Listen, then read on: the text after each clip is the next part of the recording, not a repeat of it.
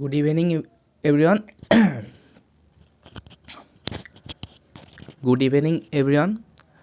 আমার নাম সূর্য বিশ্বাস। শুভ নববর্ষের প্রীতি ও শুভেচ্ছা। আমাদের মধ্যে অনেকেই অনেক রকম প্রতিজ্ঞা দিয়েছে না, এই বছরে অনেক কিছু করবে। হয়তো কেউ শিক্ষার দিক দিয়ে এগোবে, কেউ নিজের শরীর স্বাস্থ্যর দিক দিয়ে এগোবে। আমি শিক্ষার দিকটা আমার থেকে দূরে সরাচ্ছি। আমি নিজেকে রাখছি শরীর স্বাস্থ্য। না, শিক্ষা রাখতে হবে, কিন্তু শিক্ষাটা আমার ভিডিওগুলোতে আমি শিক্ষা ব্যাপক জিনিসপত্র দিতে পারবো না, আমি কিন্তু দিতে পারবো শরীর স্বাস্থ্য ব্যাপার সম্বন্ধে। আমাদের প্রাত্যহিক জীবনে আমাদের 3 বেলা আমরা পাই, মোটামুটি 3 বেলা কি 4 বেলা পাই, আমি 4 বেলা ধরলাম। সকাল, দুপুর, বিকাল এবং রাত বা সন্ধ্যা। সকালে আমরা আমাদের দাদু কিংবা অনেক বয়স্ক মানুষ কিংবা সমবয়স্ক কিংবা ছোটরা সকালে মর্নিং ওয়াক কিংবা দৌড়তে যায়। এবার মর্নিং ওয়াক খুবই একটা ভালো জিনিস। মর্নিং ওয়াক করার পর কোনো রকম ক্লান্তি শরীরে আসে না, বরং একটা সকালের আবহাওয়া পেয়ে আমাদের মনোরম আবহাওয়া আমাদের ব্রেন কিংবা দৈহিক যে ক্লান্তি দূর হয় এবং দিনের প্রাত্যহিক জীবনে আমাদের কাজ করতে সুবিধা হয়। এবার অনেকজন কার্ডিও অর্থাৎ দৌড়তে যায়।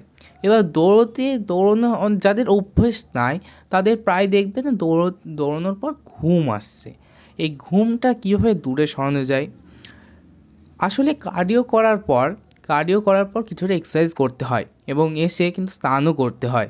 এটা করলে আমাদের শরীরের সমস্ত ক্লান্তি দূরীভূত হবে এবং ঘুমও আসবে না।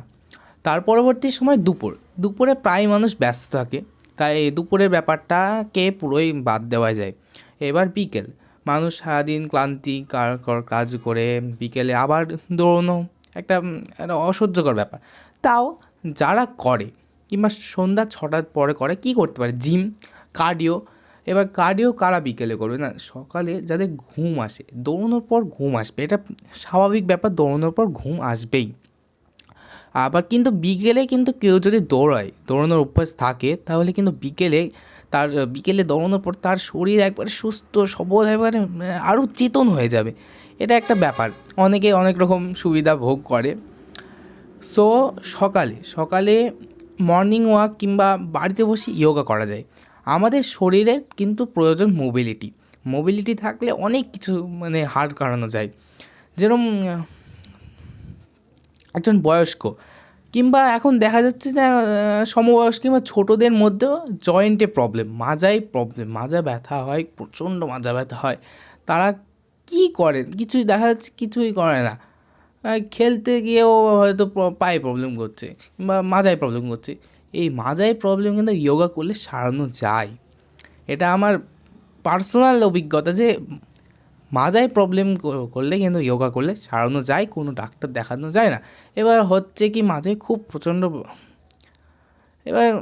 প্রচণ্ড ব্যথা করলে সেই ডক্টর দেখাতে হবে। ডক্টরের আগে কেউ না, ডক্টর বাবু সব আগে। তারপর আমি ভাবছি আমার এই চ্যানেলটায় আমি কোনো একটা সিরিজ বানাবো, 30 দিন সিরিজ, হয় ইয়োগা সিরিজ। তারপর জিম আমি যদিও যাই না, আমি বাড়িতেই আমার কিছু এক্সট্রা ডাম্বল আছে, ওগুলো দিয়ে আমি করে নিই, ওতে হয়ে যায়, আমার জিম যেতে প্রয়োজন লাগে না। এবং এখান থেকে প্রায় 15 প্লাস 7 কিলোমিটার, 7 আর 15 কিলোমিটার দূরে জিম। সো বেসিক্যালি আমি বাড়িতে করি এবং ফিল্ডে গিয়ে কিছুটা হলেও করে নিই। তারপর কীভাবে আমাদের প্রাত্যহিক জীবনে কীভাবে আমাদের সময় বার করতে হয় এক্সারসাইজ করার জন্য। তারপর আরও অনেক ভিডিও আসবে যে খাবার কী খেলে আমাদের শরীর সুস্থ থাকবে। আমার একটা দাদু ছিলই, তিনি এত পরিমাণ আয়ুর্বেদিক নিয়ে চেতন ছিলেন যে ওনার থেকে কেউ এগোতেই পারবে না, এমন ছিলেন উনি। তো ওনার কথাও আসবো। ওনার জন্যই অনেক কিছু আমি শিখেছি ওনার কাছ থেকে আমি বেসিক্যালি ইয়োগাটা শিখেছি আমি। ওনার প্রাপ্ত একটা আমার বইও আছে, সেই বই থেকে আপনাদের বলবো, কারণ বইটা হয়তো গুরু থাকবেই এবং বইটা লাগবে ইয়োগা শিখতে। যেই কারোর কাছ থেকে কিন্তু ইয়োগা শেখা যাবে না। এবং যোগা কিন্তু খুব একটা সেন্সিটিভ পার্ট, ভুল করলে কিন্তু প্রবলেম হবে, পরবর্তী সময়ে প্রবলেম দেখা যাবেই। অ্যান্ড কিন্তু সেটা টাফ যোগা, নর্মাল যোগা করলে কোনো প্রবলেম নেই। আমি প্রথমে নর্মাল করাবো, তারপর মিডিয়াম, তারপর এক্সট্রাগুলো যদি ভালো হয় তাহলে করব, নাহলে করব না। এক্সট্রা যদিও করে লাভ নেই আমাদের জীবনে, আমাদের মিডিয়াম মানে মিডিয়াম মিডিয়ামের নিচে নাম থাকলেও আমাদের কোনো অসুবিধা হবে না। আমাদের প্রায় সমস্ত পার্ট, পা থেকে শুরু করে মাথা, ব্রেন, চোখ, নাক, মুখ, কান, হাত, সব আমাদের যোগার মধ্যে আছে।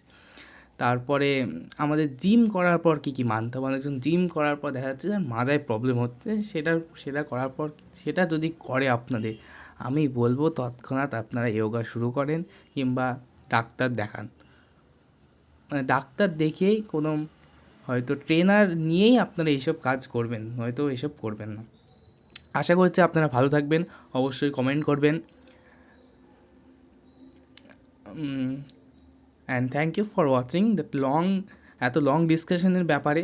পরবর্তী সময়ে আমি আরও এর থেকেও বড় করতে পারি, 30 মিনিট, 1 ঘন্টার ভিতরে যোগা কীভাবে সম্পূর্ণ করতে হয়, এক্সট্রা এতগুলো সব জিনিস আমি পরবর্তী সময়ে ছাড়বো।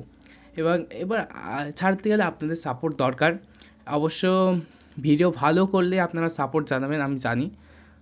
আমি চেষ্টা করব ভিডিওটি ভালো বানানোর, এবং কোয়ালিটিও ভালো বানানোর চেষ্টা করব, আশা রাখছি হবেও। থ্যাংক ইউ ফর ওয়াচিং, ধন্যবাদ এত বড় ভিডিও দেখার জন্য। বাই।